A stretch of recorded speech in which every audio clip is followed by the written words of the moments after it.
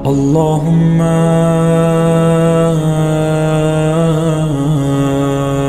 كل ولي الحجة ابن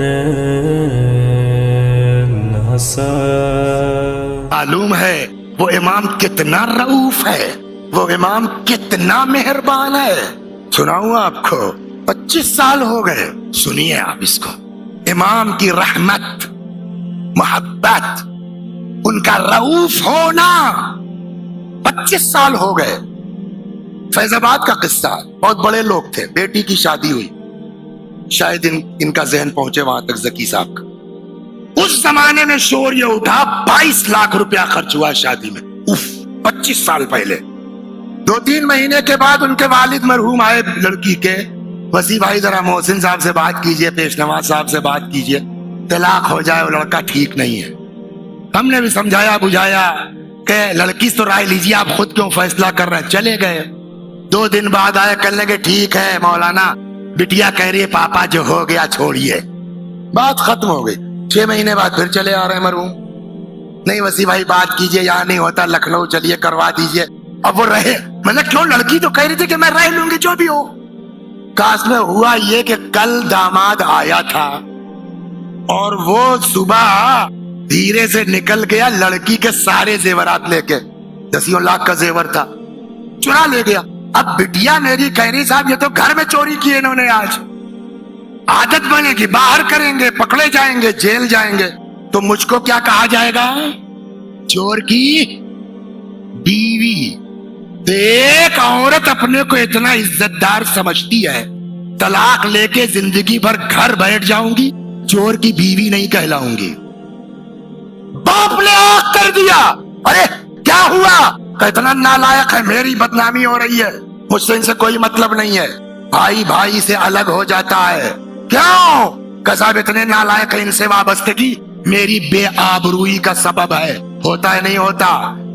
بھائی اپنے کو عزت دار سمجھتا ہے، الگ ہو جاتا ہے. باپ اپنے کو عزت دار سمجھتا ہے، نالائق بیٹے کو آگ کر دیتا ہے. شوہر بیوی کو طلاق، بیوی شوہر سے طلاق لے کے الگ ہو جاتی ہے، عزت بچی رہی. انصاف سے بتائیے، باپ کے پاس عزت ہے، بیوی کے پاس عزت ہے، شوہر کے پاس عزت ہے، بھائی کے پاس عزت ہے. وہ امام جو پردہ غیب میں ہے اس کے پاس عزت نہیں ہے، اس کے پاس معاذ اللہ آبرو نہیں ہے. اگر ہمارا باپ کہہ سکتا ہے نکل جاؤ، میں تم جیسے نالائق کا باپ نہیں ہوں، تو کیا امام کو حق نہیں ہے کہنے کا کہ میں تم جیسے نالائقوں کا امام نہیں ہوں، میں تم جیسے بدماشوں کا امام نہیں ہوں؟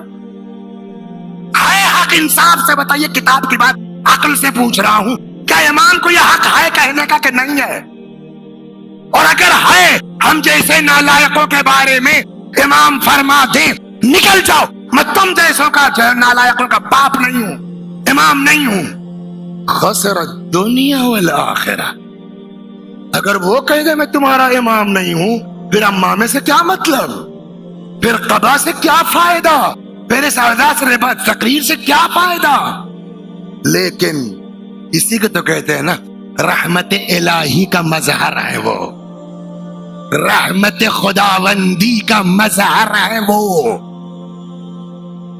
باپ الگ ہو جائے، بیٹا باپ کو چھوڑ دے، لیکن ہماری 1000 بدماشیوں کے باوجود، سنا ہے نا علماء تشریف فرمائے، مرحوم سید ابن طاووس رضوان اللہ علیہ رحمت اللہ علیہ فرماتے ہیں، سرداب میں حضرت کو اپنے چاہنے والوں کے تئیں یہ دعا پڑھتے ہوئے سنا گیا کہ جہاں حضرت فرما رہے پروردگارا ہمارے شیعہ خلقوا من شعاع انوارنا، ہمارے نور کی کرنوں سے پیدا ہوئے، وفاضل طینتنا، ہماری فاضل. باپ ان کا بھیا ہم سے نہیں مطلب ہے، یہ جانے ان کا کام جانے، ہوتا ہے نہیں ہوتا ہے. کوئی دنیا میں جرم ہم کریں، بدماشی ہم کریں، وہ اپنے ذمے لے لیں. قد فعلوا ذنوبا کثیرا، خدا انہوں نے بہت گناہ کیا ہے. مطلب شاید یہ ہے، ہم نہیں کہتے ہمارے شیعہ بڑے پاک صاف ہیں، اور بڑے جو ہے وہ نیک ہیں، ان کے ہاتھ جرم نہیں ہے، گناہ نہیں ہے، بدماشی نہیں ہے. قد فعلوا ذنوبا کثیرا، بہت گناہ کیا ہے. مگر کیوں کیا ہے؟ کوئی دنیا میں گناہ ہم کرے وہ اپنے ذمہ لے لیں؟ یہ جب تک اس رحمت کو نہیں سمجھیں گے نا، اس دعا کو نہیں سمجھ پائیں گے آپ. جو اس اللہ کی رحمت کا مظہر ہے ہمارا امام، یہ ورنہ یہ دعا عقل میں نہیں آتی. بہت گناہ کیا انہوں نے. کیوں؟ اتکالا علی حبنا وولایتنا، ہماری محبت اور ہماری دوستی پر بھروسہ کرتے ہوئے.